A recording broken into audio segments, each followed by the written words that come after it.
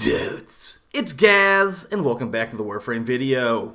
So we're on week 5 of 6 on the Incarnon Unlocker rotation, and we'll be going over all the Incarnon upgrades today.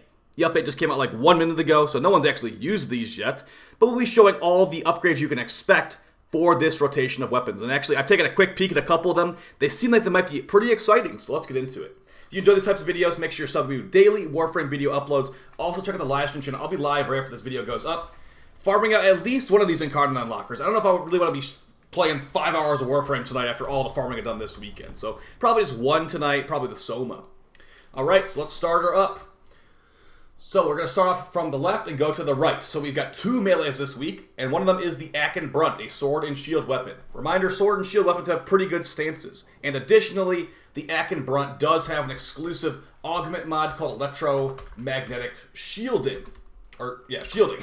So what this will do, this is without the Incarnon, while blocking, redirect 50% of the damage taken by allies within 12 meters of yourself. So you can actually make your allies take less damage if you're using this thing without Incarnon. So we're going to throw some Incarnons in here, and we'll see what this thing can do. Alright, Tier 1.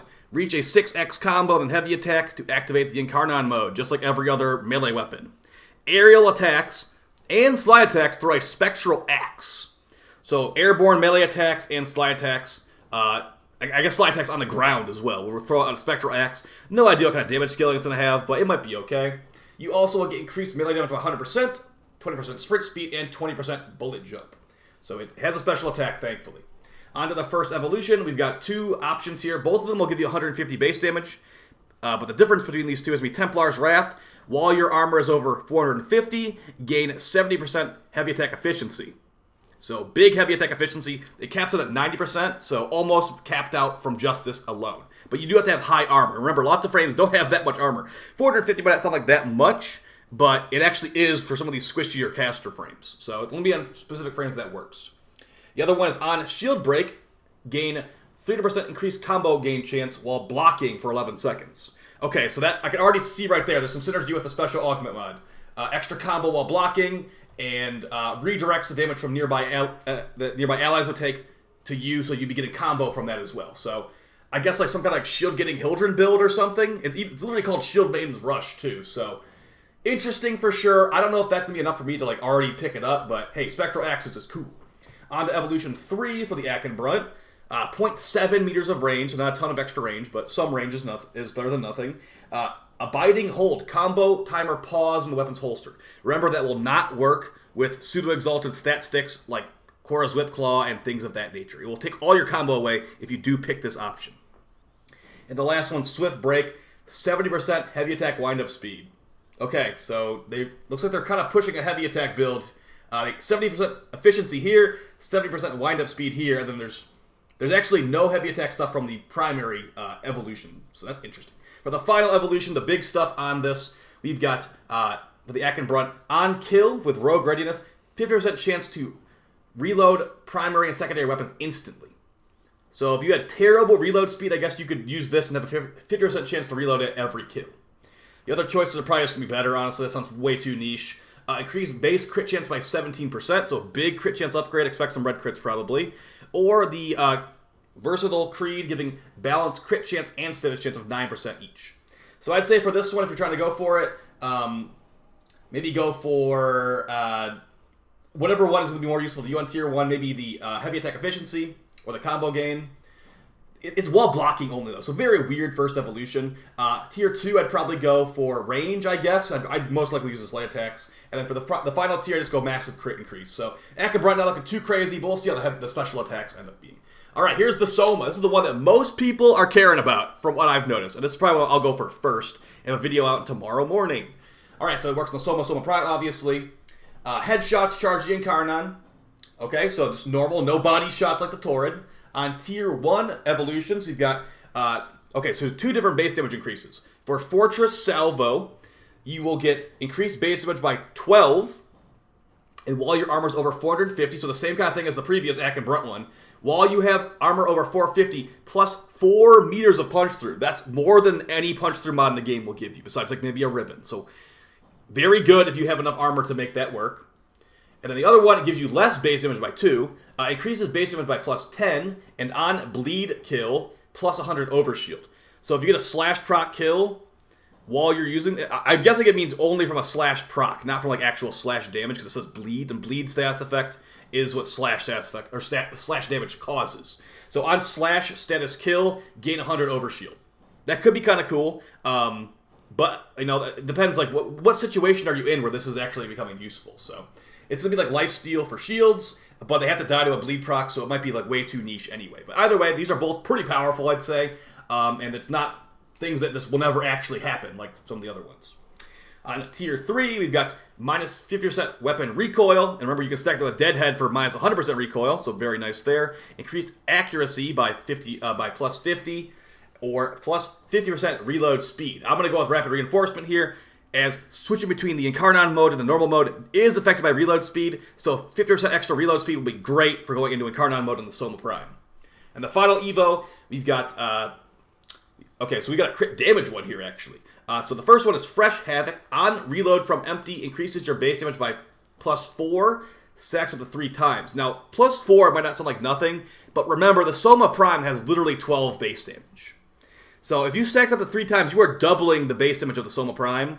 But again, reloading from empty, this thing has a massive magazine. It's like a 300-round magazine. So after you expend like 900 bullets, you'll get 12 more base damage, it seems like. Actually, yeah, 12 more base damage. So is that worth it to you? It might be, but these other ones look better, to be honest. Increases base status chance by 20. Should go quite nicely with the bleed kill thing on tier 1. And the last one's increased base crit damage by 0.4. Now, I will just let you know that from some leak stuff, it seems like the Incarnon Soma is going to have not the best crit chance on the Incarnon mode, but remember as well, Soma Prime has the special mod called Hata Satya, which will give you increased crit chance when you are hitting enemies with a bunch of bullets from the Soma, up to like a bunch of extra crit chance. And that will work if the Incarnon leaked thing actually is a shotgun like as it was. So, looking pretty good on the Soma. We go to the Vasto. I'm probably going to go with this one because I need more Incarnon pistols, but I hope it's actually going to be good. This is only for the singular Vasto, so not Ak Vasto. Singular Vasto Prime, singular Vasto Normal. And for this one, get some headshots to charge up as usual. For tier 2, we've got Lone Gun. Increased base damage by plus 66. With no primary equipped, increases damage by plus 40 as well, and also increases magazine size by plus 14. This thing has 6 bullets in the magazine usually, so if you have no primary equipped, you will get over 100 extra base damage, and you'll also have 20 bullets in the magazine. Interesting. That magazine does not affect the Incarnon mode. The other one's called Death Trap Trigger. Increased base damage by 66, and on equip from primary, so switch from your primary gun to your secondary gun, increases critical chance by plus 30%, and increases critical damage by plus 2.2 for 3 seconds. This is meant to be like old West, kind of like Old West cosplay, I guess. You swap, who's the quickest to the draw? Switch from your main rifle to your secondary and blast them away like the Old West dueling in the streets or whatever. So that's what this is supposed to be. That sounds like it could be really nasty and one-shot some high-level stuff, but we'll have to see. It only lasts for 3 seconds, too. So those are both decently powerful Incarnon options, but removing your primary is not going to happen with me, for the most part. For Tier 3, increases magazine capacity by plus 6, so they'll go from a 6-shooter to a 12 shot, and then, of course, with this one, that would be 26 bullets. And then we've also got minus 50% weapon recoil, or 20% magazine reloaded holstered per second. So instant reload while holstered for a couple seconds. For the final evolutions, we've got increased base crit chance by plus 16. That's a lot. Increased crit chance and status chance by 10 each. This actually has very good hybrid stats and high slash winning, so that could be okay as well. Or the final option, on headshot, 100% ammo efficiency for 2 seconds. So for Reaper's Plenty, as long as you're hitting headshots, you have infinite ammo with this thing. So do you want massive red crits? Do you want good hybrid? Or do you want infinite ammo on headshots with Reaper's Plenty? I think no matter how you go about it, these are all powerful options, and the Vasto's looking like a good one this week. The leaked Incarnon, I believe, was also a shotgun for this, so we'll have to see. I will likely pick this one as my tier 10. The other melee, the Nami solo, okay, this one's not... We'll see the stats, but it doesn't have a special attack. So reach a 6x combo and then heavy attack to activate Incarnon mode. And here's what you get from Incarnon mode. 3 extra meters of range. Increased melee damage by 100%. 20% sprint speed, and 20% bullet jump. So you do not get any special attacks here, just like the bow prime. This will have increased range as its special ability. And as far as evolutions on this machete, increase base damage by plus 80. On equip, increase attack speed by 30% for 4 seconds. That's pretty decent for Brigand's Frenzy. The other one's Master's Flourish. Increase base damage by plus 80. On finisher, 20% health regen a second for 10 seconds. 20% health regen. Do you hear that, Inaros players? 20%. That's a lot of percent health regen, as that will scale with how much 1,000 health you have. But of course, for most enemies, for most characters, that's not going to really matter, because most characters have like 500 health at most. So for frames like Nidus and Inaros, maybe you could try it out, but it also requires a finisher, which not everyone's doing those. On the third tier, we've got Lone Blade. With only a melee weapon equipped, increased fall off by 60%. Can we stop doing these? Can we stop it with the whole, like, no other guns equipped thing? No one wants to do that. Anyone that does want to do that doesn't even have the steel path unlocked, most likely, and is it's probably unaware that this loot even exists, okay? Melee only is a gigantic, like, reduction to your power, and fall off for all that is not enough. So if you give me like 60% attack speed, maybe I think about it more. But we already got attack speed on this first one, so Lone Blade, please don't pick it. Other choices, Swift Break, increased heavy attack wind-up speed by 50%, or Resolute Force, plus 6 extra seconds of combo duration. For the final tier on the Nami solo, which I would not recommend picking up this week, unless some of the stuff looks crazy, increase base crit chance by 21%. That's a big number increase. We've also got Versatile Creed with 14% crit and 14% status, or Absolute Dominion with 30% status. If you are crazy enough to go for this, let me know how it is, because I'm gonna need your feedback for that community post later tonight. But I would definitely recommend most people do not go for this one. This is basically the Sancti Magistar of this week, but at least it's got slash weighting. For the final weapon, we've got the Burstin Incarnon. Goes in the Burstin Prime, Burstin Normal, and headshots will charge it as usual. For tier 2, we've got increased base damage by plus 42, and plus 5 multi-shot in the final magazine burst. 5 multi-shot. If you don't know what that means, when they put a number like that, plus 5 multi-shot, that means actually plus 500% multi-shot. So that will jam with your extra mods too. So you get a multi-shot burst in Riven. The final burst in your magazine is going to be like, how many bullets is that going to be? Like 20-something bullets? 20-something bullets if you take multi-shot into account on the final burst in the magazine. Interesting. The other option, if you don't want to go for the crazy multi-shot in the final burst, is going to be also 42 base damage, but also with armor above 450, you get 2 meters to punch through. At least it's doing stuff on every burst in the magazine if your armor is high enough. The other one with that 5 multi-shot in the final burst in the magazine sounds kind of crazy, but yeah, it's only going to work on 1 burst. So interesting choices here. And the other one doesn't even work. You don't have high armor, so up to you. I guess the more reliable one will be the 5 multi-shot in the final burst, even though it's only on 1 burst. For tier 3, we've got Extended Volley, giving increased magazine capacity by plus 21. Ready Retaliation, giving reload from empty, increased reload speed. Or Kinetic Battle, giving minus 50% recoil reduction. I'd say probably recoil reduction or increased magazine. Reload from empty, not really. I mean, this thing does reload quite often, so I guess it could be okay. But yeah, I'm going to probably go with recoil reduction here. Mostly because I have a plus recoil Riven, but don't tell anybody. For the final evolution, you've got the tier 4 evolution for the Burstin. Okay, so first one's got on full burst hit, plus 20% damage, resets on reload.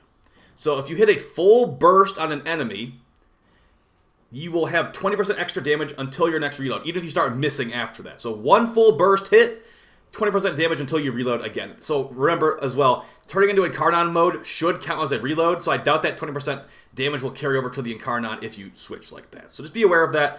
The other one is increase crit chance by 22. Remember, that is base crit chance, so you'll be getting good crits with this thing, because it doesn't have that much crit at base, but this will help a lot. And the last option is 40% direct damage per status type affecting the target. So this is going to have an additional condition overload built in.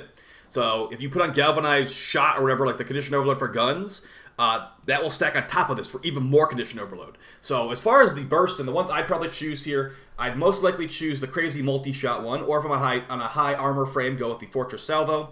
For tier 2, I'd go Weapon Recoil because I have a plus recoil Riven. And for the final Evo, I'd probably go for the big crit chance increase, honestly. But if I'm going for a really high level mission, maybe I'd try Condition Overload additionally if I felt like the Incarnon mode was not doing enough or something. So, relatively powerful options this week. I think most people are going to go Soma and Burstin, or maybe not. Maybe they'll go Soma and Vasto. But I think these are the big three this week, these three guns. This Nami solo, someone's got to pick it. Someone's got to take the L. It's not going to be me. And the Akan brunt seemed somewhat interesting, but I haven't really tried an Akan brunt heavy attack build, so I'm not entirely sure if this would end up being extremely powerful. But hey, spectral axes on aerial attacks and slide attacks sounds a lot better than 3 meters of range. But hey, this might be the new best machete. Not that really is much to write home about in the first place. I'll see you guys on stream very soon. Enjoy your Incarnons. Soma video tomorrow morning. And yeah, that Vasto one's looking good. I think I'm going to go Vasto as well. Let me know what you guys are going, and I'll see you on the community post as well. Take it easy. Peace!